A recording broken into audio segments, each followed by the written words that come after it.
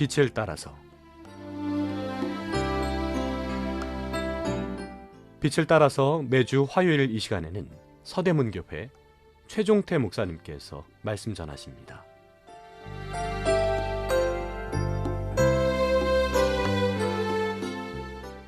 애청자 여러분 안녕하십니까? 연대기 성길기란 큰 제목을 가지고 계속 상고해 보겠습니다.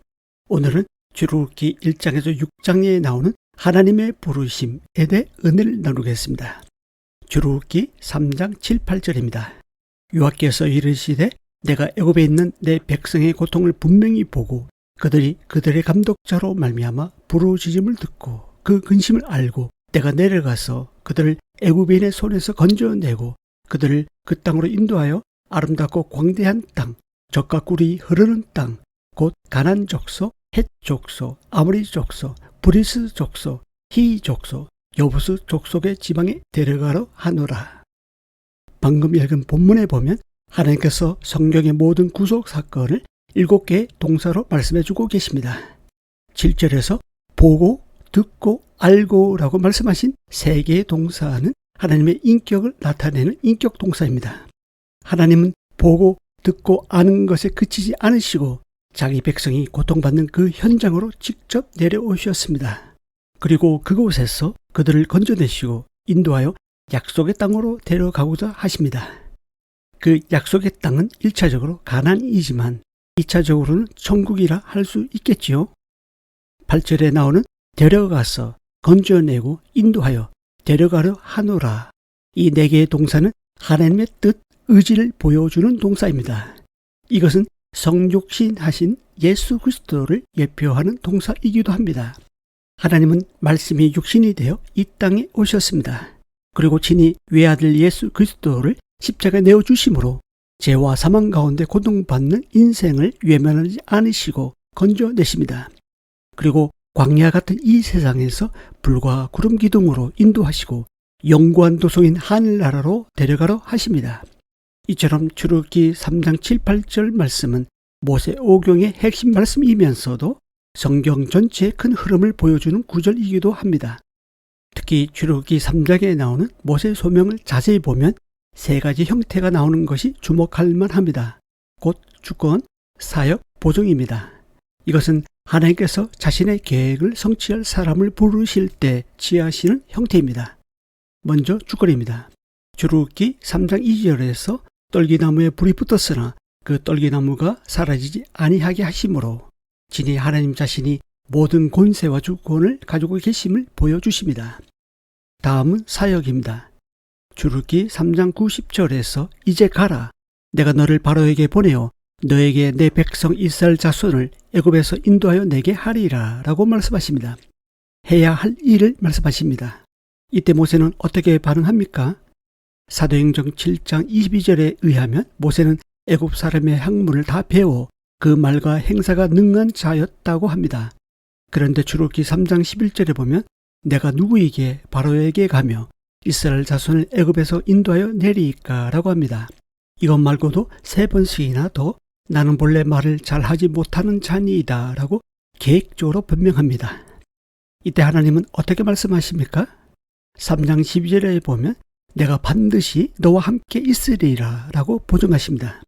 중요한 것은 내가 누구냐가 아닙니다. 하나님이 누구시냐입니다. 하나님이 함께 하시느냐, 함께 하시지 않느냐에 따라 달라집니다. 하나님께서 함께 하시면 모든 것이 달라집니다. 반면 하나님께서 함께 하지 않으시면 다른 사람 모두가 할 수 있어도 나는 할 수 없게 됩니다. 모세 소명을 보면 모세가 자기가 하고 싶은 사역을 말하고 하나님의 힘을 빌리는 것이 아니었습니다. 오히려 하나님께서 자기 사역을 모세에게 말씀하시고 모세의 연약함을 빌리고 있습니다. 그러면서 하나님은 자신의 계획을 성취할 사람을 부르시고 임마누엘로 함께 하시겠다고 보증하십니다. 오늘날 그리스도인의 소명도 마찬가지입니다. 마태복음 28장 16절에서 18절은 주권을 말씀하십니다. 하늘과 땅의 모든 권세를 가지고 계신 주님께서 19절에서 가라고 명령하십니다. 그리고 해야 할 일을 말씀하십니다. 그리고 나서 20절에선 내가 세상 끝날까지 너희와 항상 함께 있으리라 라고 보증하십니다. 사람에겐 누구나 불이 붙었으나 타지 않는 하나의 불꽃이 있습니다. 그 불꽃은 열정이라고도 합니다. 그 속에서 하나님의 비전과 사명을 확인할 수 있습니다. 어떠한 말씀이나 사건, 어떠한 사람과의 만남을 통해 하나의 불꽃처럼 타고 사라지지 않는 것이 있다면 그 불꽃을 무시하지 마십시오. 그 속에서 들리는 하나님의 음성에 귀를 기울이시기 바랍니다. 그 불꽃 가운데서 하나님의 음성이 들릴 수 있습니다. 모세는 여러 가지 핑계를 대었지만 결국 하나님은 그를 등 떠밀듯 밀어 보내십니다. 이처럼 그리스도인들도 하나님의 열정을 가진 자들이며 하나님의 열심을 본받는 자들입니다.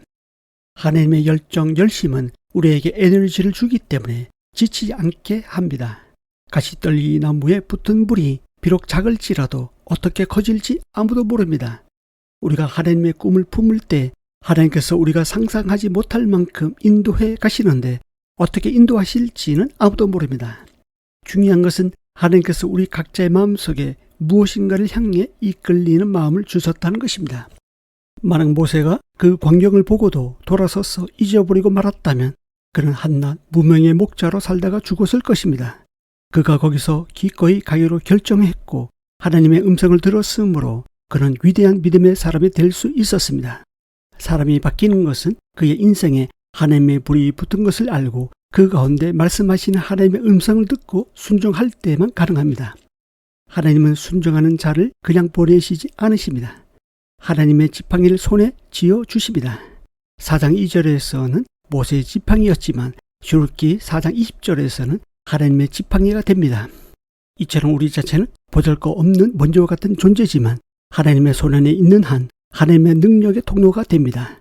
또한 하나님께서 보내실 때 함께 하시겠다고 약속하시고 능력을 겸해 주시고 도울 사람도 붙여주십니다. 사랑하는 청취자 여러분, 사람은 밥을 먹고 사는 존재가 아니라 꿈을 먹고 사는 존재입니다. 그 꿈이 우리를 하나님의 열심을 가진 사람으로 만듭니다. 온 세상 사람들을 하나님의 복음으로 바꿔놓고 말겠다는 바로 그런 꿈에 우리가 동참하게 된 것입니다. 그 꿈은 나에게 달려있는 것이 아니라 하나님 자신에게 달려 있습니다. 그러므로 그 꿈은 결코 멈추지 않을 것이며 그 꿈을 이루기에 우리가 협력하고 순종할 때 바로 우리가 하나님의 꿈을 이룰 열정의 도구로 사용됩니다. 우리가 어떤 영역에서 하나님의 열정이 있을 때 더욱 열심히 의욕적으로 지치지 않고 그 사역에 봉사하게 됩니다. 하나님은 명사보다도 부사를 더 좋아하시는 것 같습니다.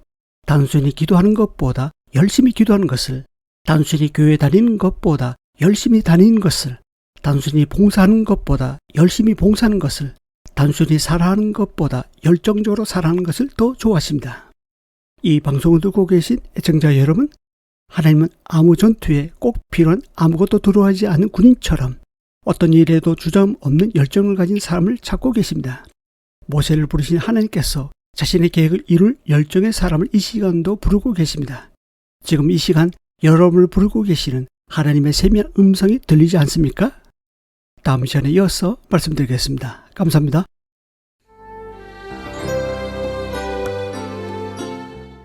빛을 따라서 지금까지 서대문교회 최종태 목사님께서 말씀 전하셨습니다. 오늘 말씀 들으시고 신앙생활에 도움받기 원하시는 분들 지역번호 02-3141-5853 3141국에 5853번 서대문교회로 전화하시기 바랍니다.